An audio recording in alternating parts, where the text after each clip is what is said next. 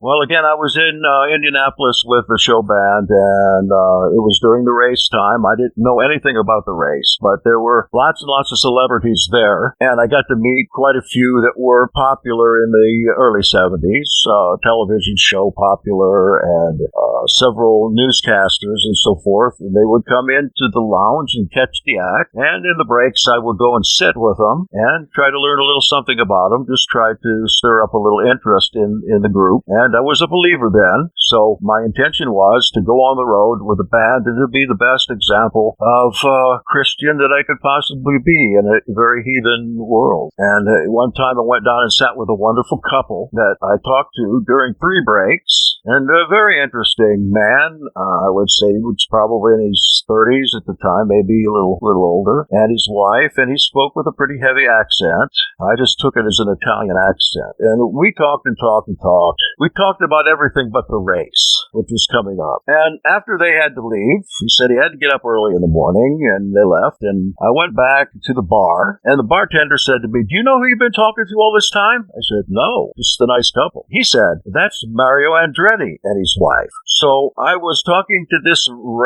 racing legend and his wife about everything but the race. I had no idea who they were at all. And I kind of think they felt that was refreshing, especially being in Indianapolis during the race and making a public appearance like that. I imagine that they would normally, being the kind of private people that they were, they wouldn't come out into public like that for any length of time. Not sure, but they were sitting alone, and there was nobody around them, and there really weren't many people in there. I just thought I'd throw that in because I like that story. You are about to experience Jackson Snyder Presents. We will examine the life of our Master Yeshua by discovering his ancestors, family, and friends, by reviewing rare ancient manuscripts, and speaking to those who know him best. From the Vero Essene Yahad, now experience Jackson Snyder Presents. During that time, there was a new kind of restaurant opening up. It was called the Smorgasbord, and we thought it was from Norway, and it was just a buffet that we talk about today. But at that time, it was really the hot thing, and they weren't called buffets; they were called a Smorgasbord. And at the same time, in this particular hotel, in the basement, there was a brand new thing that was opening there, and that was a Japanese steakhouse with the big what do you call those things, fellows? Or the big grills and the hibachi there, and the chefs throwing stuff up in the air and blowing fire in your face and everything like that. And honestly, so I got to eat down there at that restaurant. It was the only one in the state, probably the only one in the Midwest at that time. And I was having a lot of fun. But I was still having these attacks of arrhythmia. And we went out to the Smorgasbord, and I had the worst attack of my life at the Smorgasbord. I had to have someone take me home. And I said I was about 21 at that time. But I recovered after a little while. A person came with me and stayed with me for a few days just to help me get on my feet, because I had to go and play every night till 2 or 2:30 in the morning. So something was going on there for sure. In 1978, I decided to go into the ministry full time, and I started to get prepared for that, going through the process in my church. And I was living in the country and decided I needed a little exercise because I didn't get much. Just like today, I sit behind a computer terminal even that early. I started with computers in 78. So I started walking, and I would notice that my chest got heavier and heavier. I would try to walk 2 miles a day. But when I would go up the hills, my chest would get so heavy I would have to stop and take a breather the best I could, and then I would go on. And by 1985, I did go into the ministry full time. I had been in the pastoral ministry since 78 to 85 part time. So I've been in the ministry a few years, and by 1990, I was working as the director of a missions organization down in Florida. I was going to say here in Florida, but we're in Tennessee right now. And the missions organization, I was into that about 3 months, and I began to have chest pains really bad, and to the point where I would walk just a very short way from office to office, and it would hurt terrible, and I would be out of breath. And it just so happened one of these times, my friend insisted that I go to the hospital. So he took me to the hospital. That was Jay Ayers.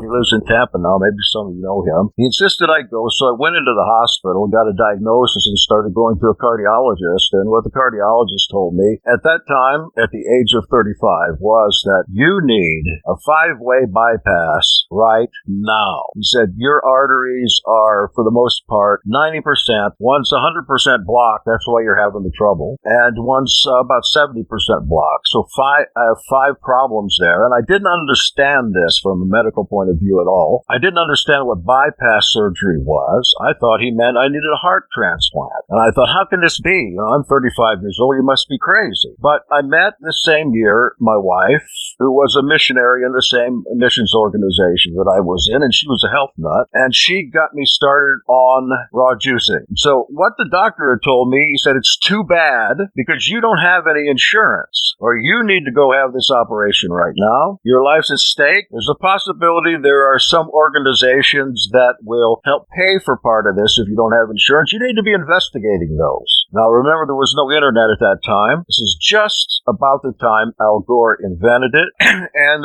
how do you do research? I didn't understand any of that. But Mignon got me on raw juicing, and I did this for the better part of a year. Raw juice, everyday juice, and I had lost 40 pounds in that time, and the arrhythmia and the angina, that is the pain in the chest, they went away. They went away with the raw juicing.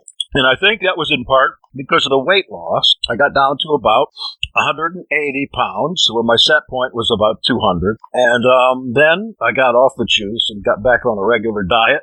The time came when I left that ministry to go back to school. As a middle-aged man, I applied for a scholarship at Emory University's Candler School of Theology. I had finished up a bachelor's degree and had just been in the course of the last couple of years going to a Roman Catholic seminary down in South Florida, driving 100 miles each way every other day to attend classes. But I was not feeling good, and I got my wife to drive me down there. In fact, I got a small motorhome because it was so debilitating for me to make that trip that I was able to rest in the little motorhome and actually stay all night if I wanted to. So I started in the seminary for the middle of my first year down at the Roman Catholic Seminary in Boynton Beach, Florida. And in the meantime, I had applied to go to Duke and Emory, concerned about my health, but thinking that I was being virile and manly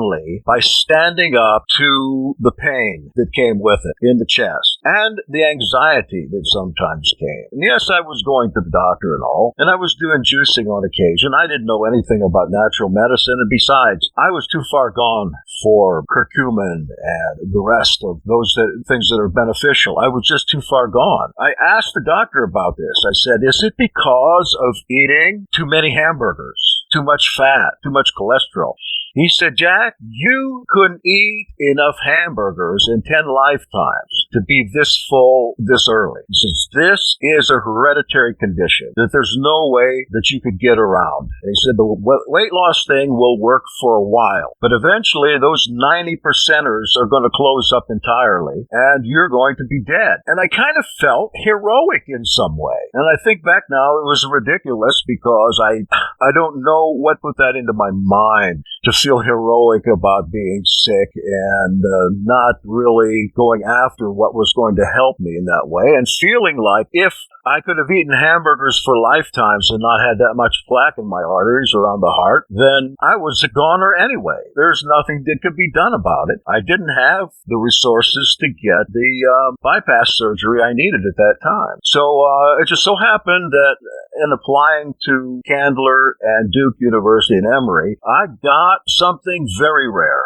I got a huge scholarship that was put aside for primarily young people in their mid-20s because the church was looking for young people. The earliest you could become a pastor was at 25, and they wanted them young and fresh so that they could mold these pastors into the image that the church was taking, getting actually more liberal and more liberal and more liberal, and they figured if they could offer scholarships to these young men and women to go to the seminary, some of those would work out to be excellent company men and women and to go into the 21st century with the paradigm that the church supposed would be in place at this time. The paradigm never worked out.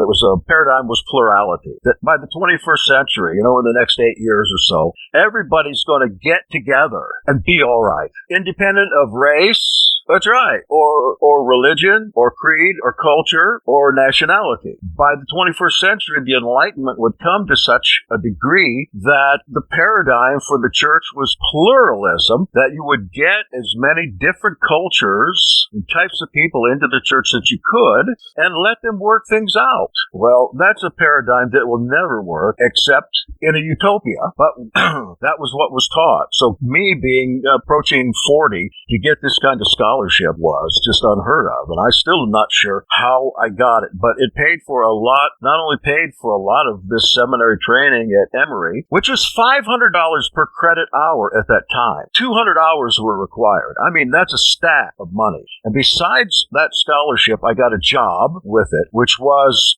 being the pastor of 3 churches at the same time, 3 problem churches, and it also included supervised ministries, which meant there were 3 or 4 other ministries in Atlanta that I had to do at the same time as doing 3 churches and doing very, very difficult schoolwork in one of the highest accredited liberal universities or seminaries in the nation. There was a lot of pressure.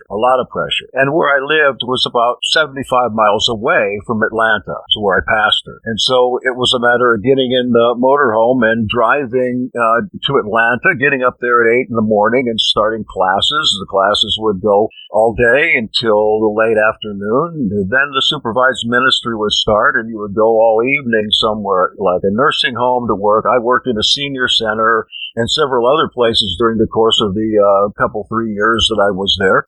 When do you do the schoolwork? Yeah. I ended up with a 3.8 average over the course of the years because I worked so hard at it. And the churches that I had gave me leave to go ahead and do the academic work. But I believe that those years were very contributory to the cortisol part of what heart disease or cardiac artery disease is all about. And stress has a big a part of it, especially when your arteries are full and you're keeping them open by means of nitroglycerin and other types of inhibitors to fully block arteries.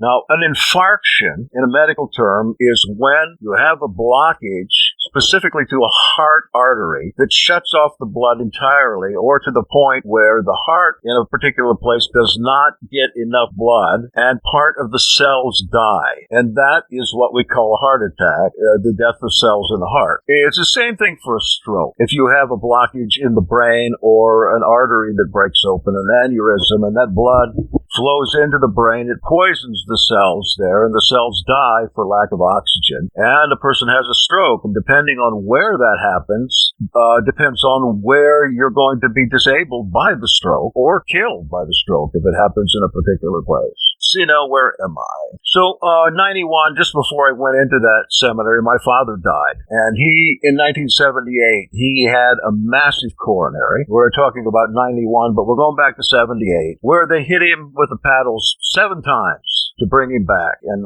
at that time, I was working in Indiana in a bank, and they called me up. He was in Ohio, to see him for the last time. And when I was up to see him, such as I could see him, dying there, the phones in the hospital began to ring all over the place. The phones that were within reach were ringing constantly, including the public payphone. What was happening is that my father was a minister to children in Haiti at this time. People began to hear about his health and began to call the hospital, primarily to tell whoever was there that they were praying for him. So he was supposed to have died right there, but he had an NDE, a near-death experience. Never told me about it. We weren't real close, but he got up and was able to walk out of there after 7 days in with no technology of stents or the modern technology today that saves lives, nor the ability to have a bypass, because like me, we were ministers. We didn't have any insurance. The constituency didn't care enough about the key leaders of the ministry to provide for them what was necessary for them. And of course, if you're in that ministry, you can't spend the money for things like that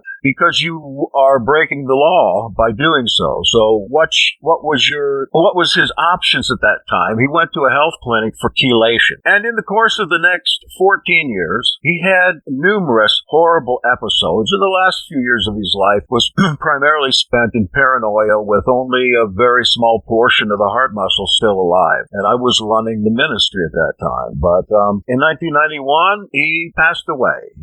This is what happened. This has some medical value. My father got to the point where his suffering was so bad, yet he had to continue going on in order to show the constituents of his ministry that he was healthy enough to be worthy of the donations they were sending in for the children, supposedly. So he put on a show for years. And he would come into public, or he'd go and see people in the office, or where he would go in on tour, he would pull up his boots by the bootstraps, suck it up, and do what he needed to do in front of people in order to raise the money for those kids. And then he would walk out to his little motorhome, 21-foot motorhome, and collapse with arrhythmia so bad that he was in shock most of the time. And my mother spent night after night beating him on the back, trying to get that heart back into rhythm.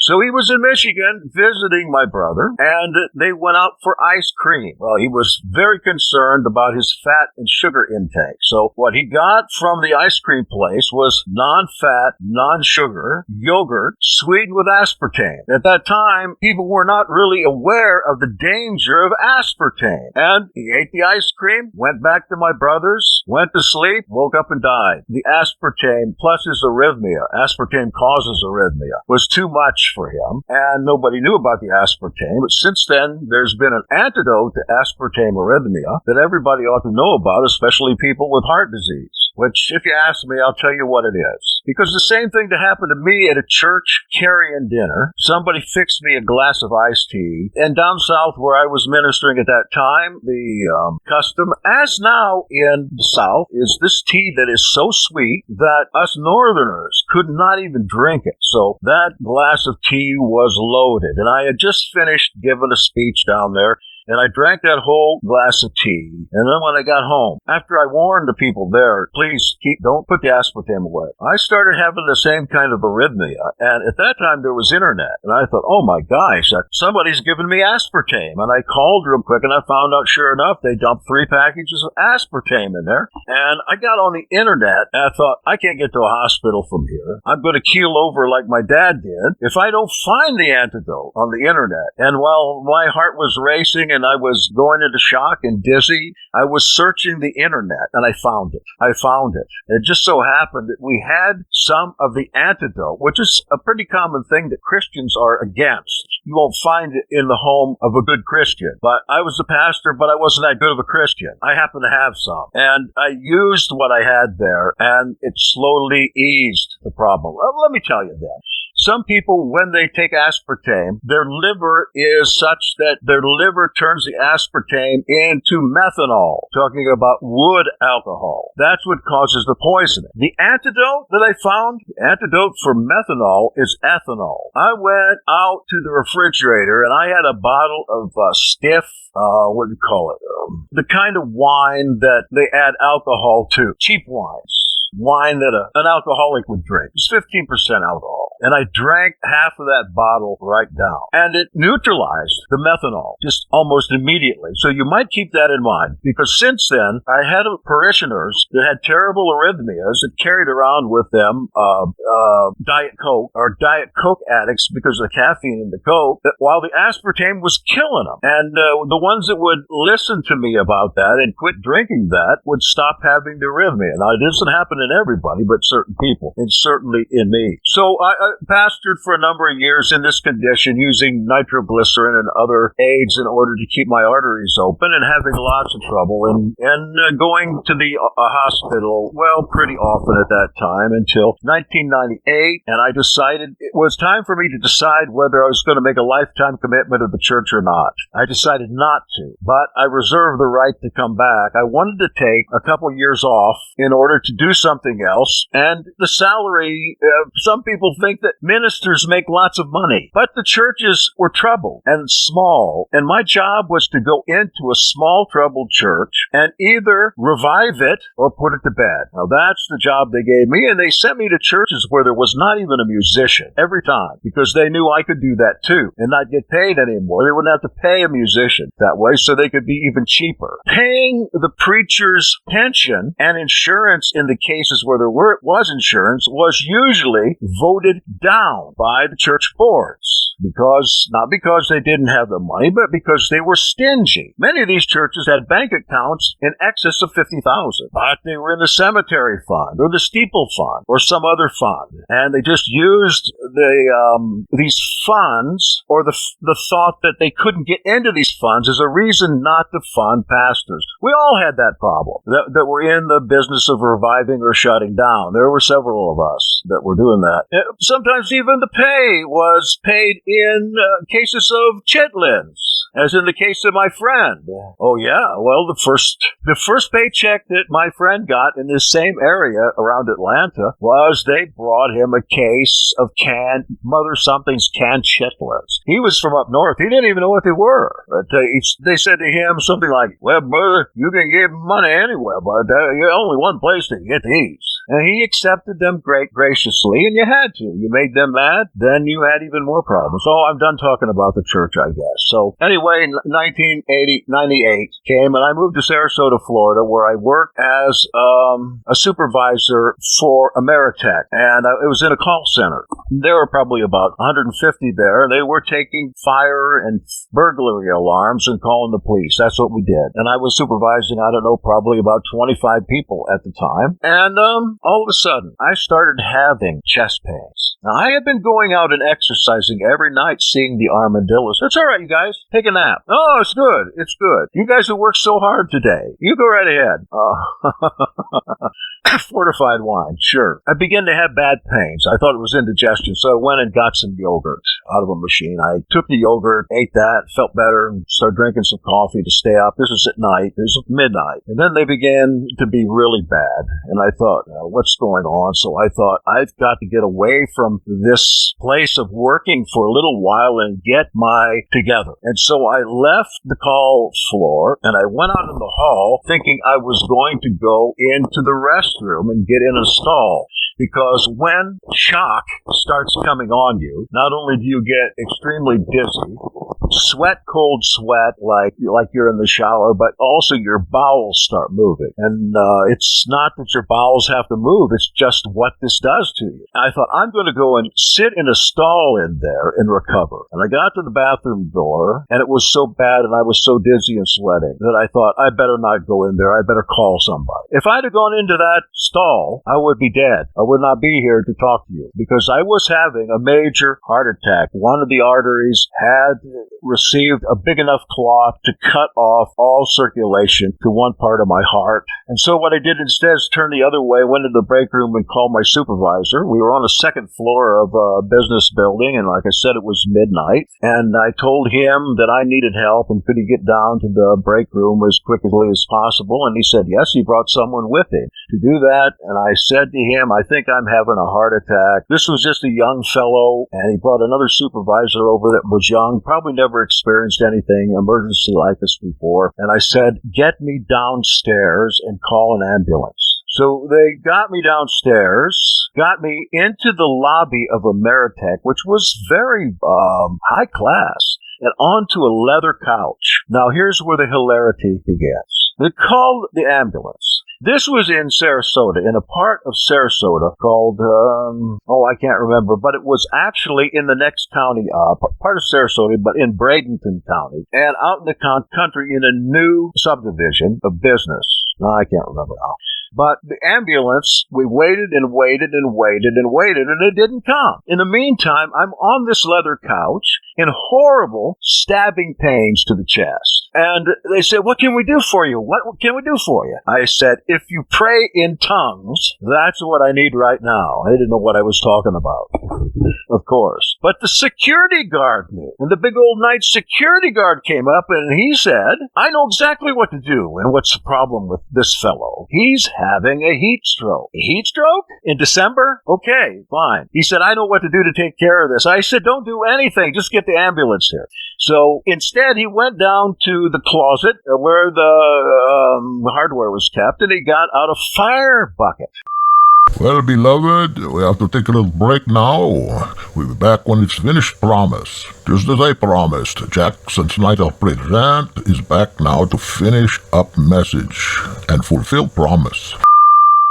He went down and filled the fireman's bucket full of ice-cold water. And he came to me on that leather couch, and he poured this water on me from head to foot. While I'm there having a massive coronary in horrible pain, I'm laughing my head off at the same time, because this guy is fixing the heat stroke I'm having in December. And so I'm not talking about a little bucket. I'm talking about a great big fire bucket. And he said, he's still hot. He's still red-faced. He went and got another bucket full. And he poured on me from head to toe. It was freezing cold. And again, here I am saying, no. And he said, no, I know what's best for you. He said, he poured it all on. I'm there in all my clothes and everything, and I'm soaking wet.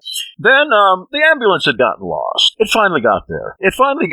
After laying there an hour, now I'm shivering because I'm freezing cold, and it's still in this horrifying pain, but also in kind of a humorous mood. You get to the place when you get near death that you start going into the 9 or 16 steps of the near-death experience, and I was going into the first stage there, where despite the pain and everything, you just think everything's going to be all right and you don't care. That's what I tell people that are afraid of death, that most of the time what's going to happen when you get close to death, all of a sudden the fear of death or loss of life goes away. It goes away. And the pain goes away to some extent. You can feel it just as much, but it's more distant. This happened to me a couple of times. I get to the first step of the NDE, which is a feeling of unconcern, but feeling that everything's going to be all right, as I said before. So I'm laughing away, and the ambulance comes in. It finally comes in, and there's two young fellows there pushing the cart full of all kinds of medicine and devices and scissors and bandages and all that stuff. This cart they brought in was packed with little items on 3 shelves. And behind that was the cot or gurney to take me out of there. Well, they brought that cart in there and slipped in the water that was all over, and the cart went over sideways, and everything that was on that cart, hundreds of items, slid across that tile floor 30 feet in every direction. I said, get me out of here to the hospital. He says, I got to pick up this stuff first. You think I could just leave this here on the floor? And I waited there while they picked all that crap up, 30 feet around, little bandages, little pieces of this and that, put them back on that cart. A lot of the stuff was soaking wet. They got that cart ready, and then they put me on the stretcher or gurney or whatever you call it, and took me out to the ambulance. All right, so everything seemed to be good. They stuffed some aspirin in my mouth, and then they took me on the long trip to the wrong hospital. They took me to a hospital that didn't do any cardiac stuff, and that was Doctor's Hospital in Sarasota, Florida. And they had me in the emergency room, and somehow my son-in-law, Todd Logue, and you see Marcille on here often, it's her husband. He was, of course, my best friend at that time. We lived close together. We worshiped together. We had a yahad together there in Sarasota. And he was just outside the curtain in the emergency room, and he heard the nurse say this, Doctor, have you ever seen anybody sweat so much in your life? That's supposed to elicit an LOL. It wasn't sweat. It was ice-cold water that had been poured on me, and my clothes were soaking wet. They couldn't get the clothes off of me because they were so soaked. They had to get scissors and cut the clothes off of me. There it is. Mike Clark comes through. Lol. Okay, there. Okay. And Todd and I, later we laughed at that so much. Have you ever seen anybody that sweats so much? All right, anyway, wrong hospital, but at least they got me stable for the night with blood thinners, and at the time they used heparin and some other stuff like that. And the idea was as soon as they could, there, that's great. Now I got little Iditarods coming in, with one with a tongue sticking out and one with a big smile. And then there's an LO. Evidently, Joshua, you need to learn how to spell LOL. Yeah, otherwise it's just laughing out. Well, back in 1990, right after Al Gore invented the internet, when I was on the internet on Prodigy. They had bulletin boards and stuff set up, chat boards and everything set up. And at that time, there was no such thing as LOL. What there was a less than sign, a capital G, and a greater than sign. Okay, look at it in your mind. Less than, capital G, greater than sign. I didn't know what that meant any more than I knew what some of these other LMTA or whatever that is. I have no idea what it means, or MILF. Who knows? But anyway, I didn't know what that meant, but I thought that everyone that used that thing was a Mason. I thought it was a Masonic symbol. I thought these chat rooms are all run by Masons. But the G, I found out finally, stood for giggle. We don't see that. Let's see if I can do one. I think it's cool. I'm going to start using it. What happened to me was that they took me over to the other hospital once they got a place for me over there, another ambulance to Sarasota Memorial, where they had a very good heart team. And I went directly into surgery. And while I was waiting for surgery, oh, you got one, but you got it backwards, Valerie. Change those signs around. I was waiting for the surgery. My wife finally got there, and she was talking to the doctor in the next room, and I heard him. I was listening. And she said, how long does he have? In tears. And the doctor said, well, in this state, he might be lucky and have a week to live. All right, so I've got a week to live. I'm thinking there. I'm still in kind of the state of shock, and everything's going to be all right. But I heard her crying like crazy. And at least I didn't hear from the other room, oh, thank goodness, he's only got a week to live. I've got other things to do. I didn't hear that. I heard crying. And so I thought, a week to live. This is manly. This is manly. A week to live. It's ridiculous. I was almost pride. I don't know what kind of spirit that is. I can tell you one thing, it's gone now, whatever it was. So yeah, I went into surgery then, and when I came out of surgery, of course, I don't know much about it. The doctor said never study it, because you don't want to know what we do. And so I never have, except to go as far as I saw a little bit of it on TV, and I turned it off. But of course, they cut you down the breastbone, and they take your ribs in half, and they put something in there to hold your ribs apart, and then they start chopping through things to get down to that heart, and they put you on a machine that, so they can stop your heart, that circulates your own blood. It circulates your blood. Okay, so they had me on this machine, and of course I was laid there for hours. They cut my leg up from the ankle to the groin, and they took the left leg. They took the vein out of there, chopped it into 5 pieces, and used those pieces to replace the arteries that were full. What do you mean? What they said was, this leg's never going to be right again. And you can see just barely, the scar is just barely noticeable now all the way up my leg. It's never affected me. Open heart surgery. Yeah, that's it. I'm becoming a god, as Vespasian said as he was dying. He said, you're dying. No, I'm becoming a god. All right. So they put the grafts in, and, they do what they need to do. And then what happens... they had to cut open my heart. They cut the left ventricle open because part of the blockage was inside there. So on the left ventricle of my heart, I didn't suffer major damage in the heart attack somehow. It has to be Elohim. But what they did was to cut about a 2-inch slit in the left ventricle to get inside of there and sew one of those grafts up inside that heart. And then they sew the heart up. And then they sew everything else up. And then they put your ribs together with wires. Very stiff, thick wires. Yeah, they poke out through the skin. See, Rex has had this done for another problem. So, yeah, well, you don't notice it at the time.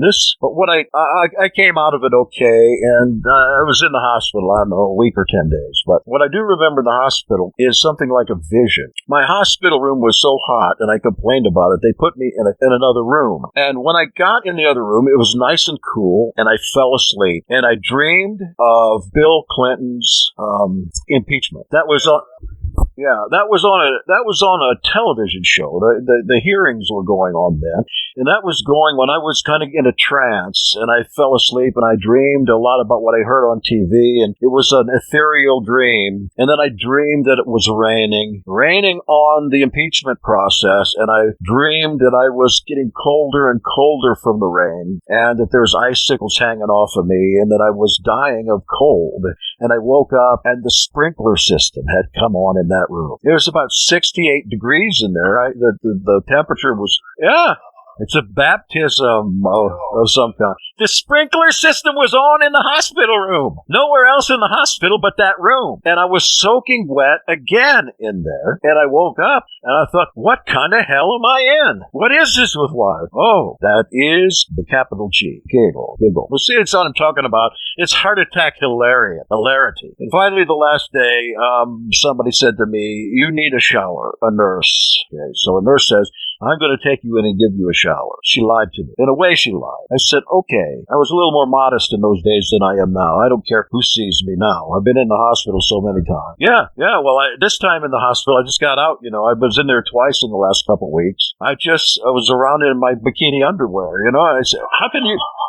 You're not going to wear a robe? I said, I'm not going to wear a straitjacket. You've seen one, you've seen them all. This time, I had to go in for catheterization. I'm jumping to now, but talk about not being mortified anymore. A little Jamaican girl comes in and she says, well, I hate to tell you, but I'm going to have to shave you. I said, okay, and thought nothing of it. It took her a half hour to shave my private parts. She was so nervous and shaking and trying to do something with that proboscis that was just hanging around, trying to do something to be modest at the same time she was doing it. And she was using an electric shaver, and she hit me in some very sensitive spots and drew blood with that. And the poor girl, I felt sorry for her, but as far as modesty, I don't even care anymore.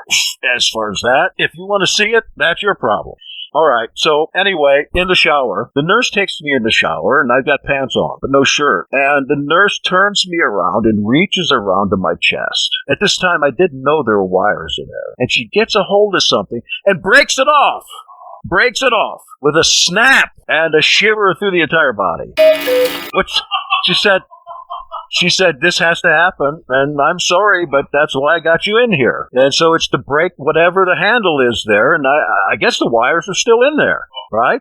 Yeah. Afterwards, I took a month off work, and during the recovery process for 2 years, I was having a lot of problems with depression. And I would go out, at the time I was living in an apartment complex in Venice, Florida. And there was, of course, beautiful wildlife there. This is a beautiful place. And there was a pond. I would walk around this pond with a cane and cry and cry and cry, thinking about the things in my life that I regretted. And I couldn't help it. I mean, almost things that were so insignificant. And people I hadn't seen for 30 years. You have that experience? People, all of a sudden, people you hadn't seen for 30 years, you're walking in this depression and you love them and you feel like there's something you owe them and you need to contact them. Oh, yeah, crying.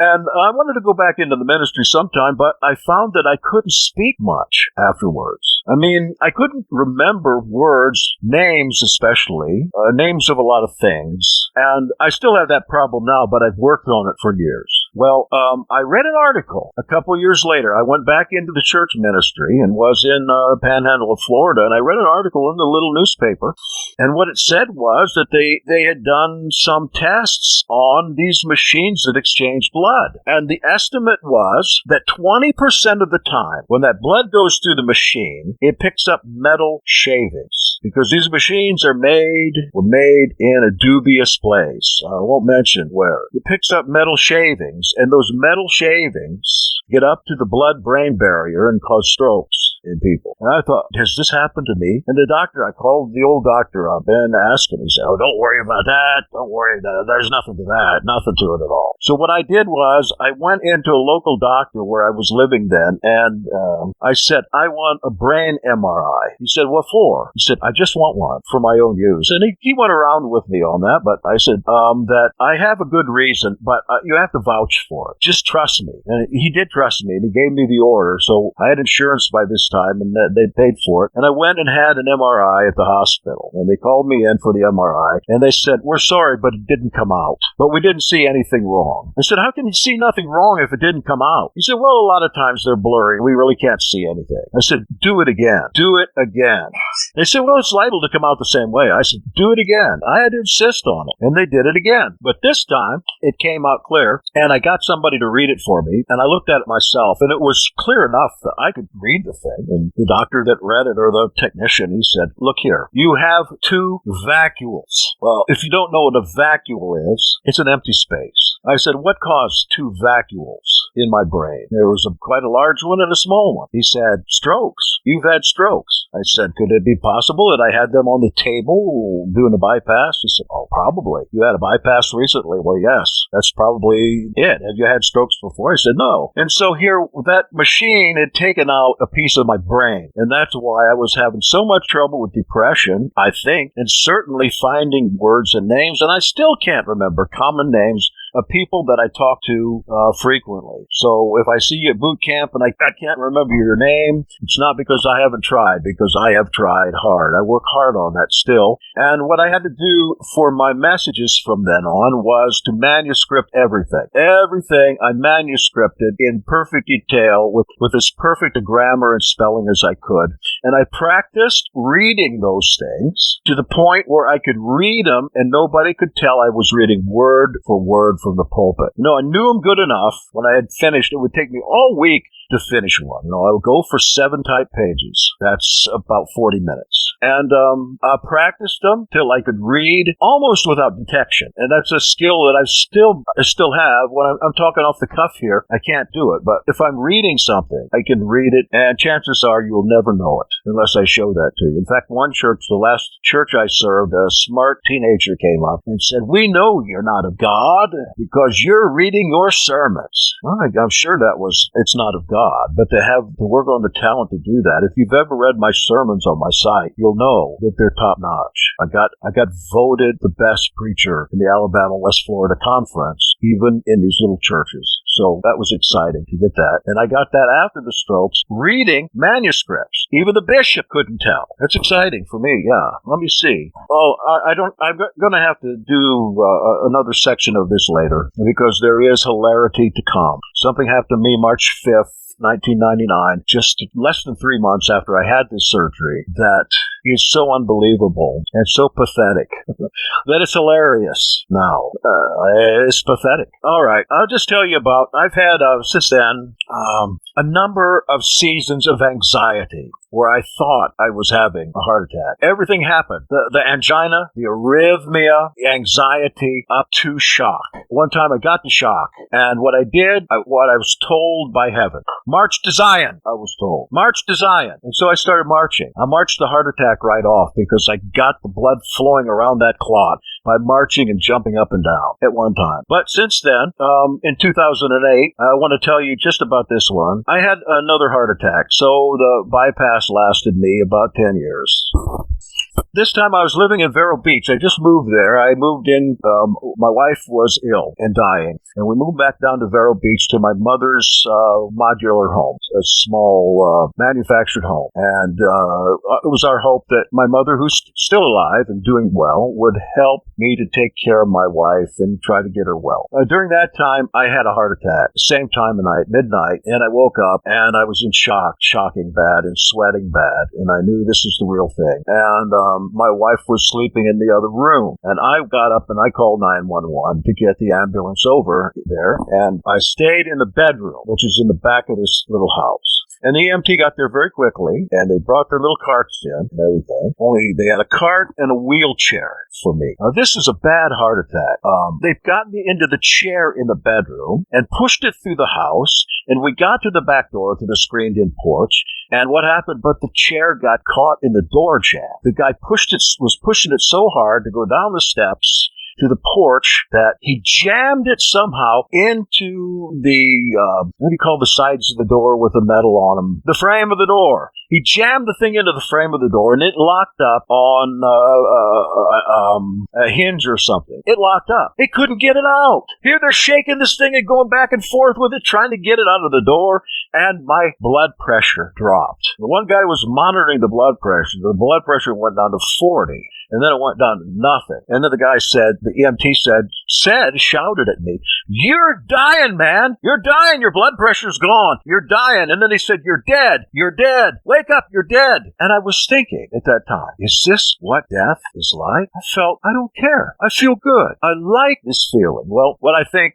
when you get close to death, you've got a mechanism in the brain that shoots out of glands and enkephalins and endorphins and opiates. I think that's the first stage of an NDE, is shooting out opiates, and all of a sudden, everything's right, it feels good. I thought, what do you mean I'm dying? You don't really care. Yeah, I've told this little bit before, just because we were talking about near-death experience, and that's the first stage of the NDE. I never got past that stage. They finally got that thing unhooked and got me to the hospital and stented me up. Stents would have saved my father, but he died just a little too soon. Stents are titanium tubes that are compressed, and they fit inside a coronary artery. They're taken up there by a wire that is often put in the artery in your groin, and they wire that up through your artery with a stent on the end of it. Well, first with a scope on it. They have a little camera and a light that go up there through your arterial area, seeking out where the blockage is. And they use X-ray, some type of X-ray technology to help them get that through. And they have to thread it. So there's a way that they can take that wire and turn the head of it in such a way as to get through different passages and finally get up to the heart arteries and go through them, even go through and into the heart, and to find out where the blockage is. Then once they find it out, they mark it, pull a wire out, and attach on the end of that wire either a stent or a laser beam module. The stent, like I said, is a round cylinder that is compressed, and when it's put back into the arterial system, and when it gets up to the place where that blockage is, first of all, a little balloon pops open to push the cholesterol compacted against the wall of the artery. Cholesterol is made, I understand,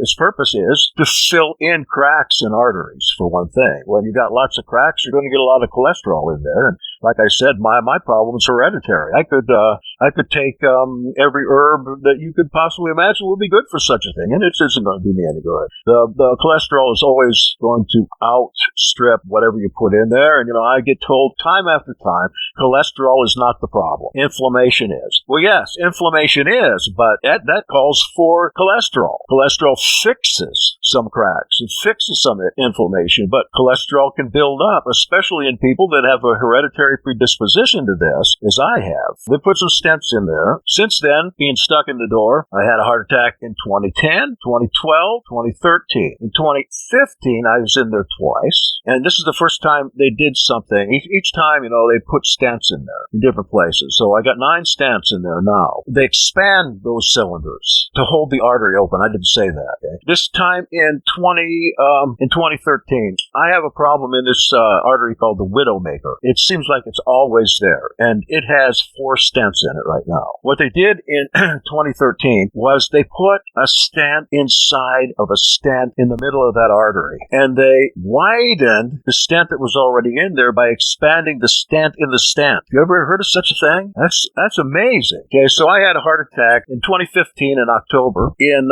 April of 2015, where I got another stent. October 2015, where they took a laser beam in there and burnt out that cholesterol that was blocking the same artery. And that burning out of the cholesterol lasted until now, 6 months. They burned it out, and it was full again in the last 2 weeks. So I ended up going into the hospital, and they said, "There's nothing wrong with your heart. You have indigestion." So I spent days in there with indigestion. I said, "No, that's not my problem. I should know by now." "No, it's indigestion. Here's some antacids. You take these, you'll be fine." I spent 3 days in the hospital to determine that. And last week, I was at the Hurricane Grill having a meeting with Commander Lee after being released from the hospital with gastric GERD, G-E-R-D. We were sitting together and talking, and then it hit me. Bang. And I said, Lee, he was driving, you better finish up that fish because I need to get out of here. And so he finished it up. He took me home, and I went to bed and rested. The next day, I had a concert to play. I couldn't deal with a heart attack on Wednesday. On Thursday, I had a big concert, a 2-piano concert. I went there, and I did one of the numbers, and it hit me again. Between numbers, I pulled some nitro out of my pocket, took the nitro, and was cured up for a little bit to finish the concert. And then she took me to the doctor, and he said,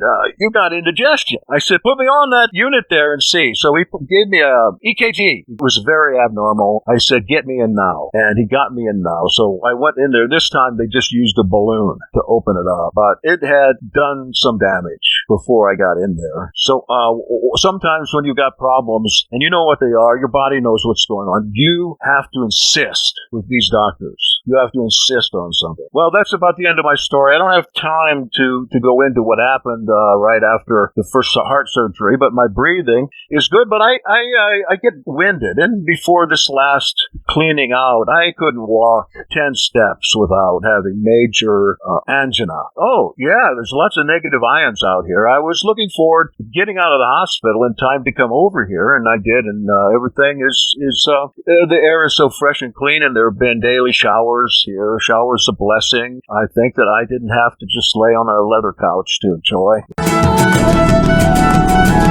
This is your host. Thank you for listening. I hope you've enjoyed our variety show, Jackson Snyder Presents. This is a presentation of the Vero Essene Yachad in Vero Beach, Florida. If you would like more information about today's broadcast, email jackson@HebrewNation.net or visit HebrewNationOnline.com. Until we meet again, may Yahweh keep you safe and close to home.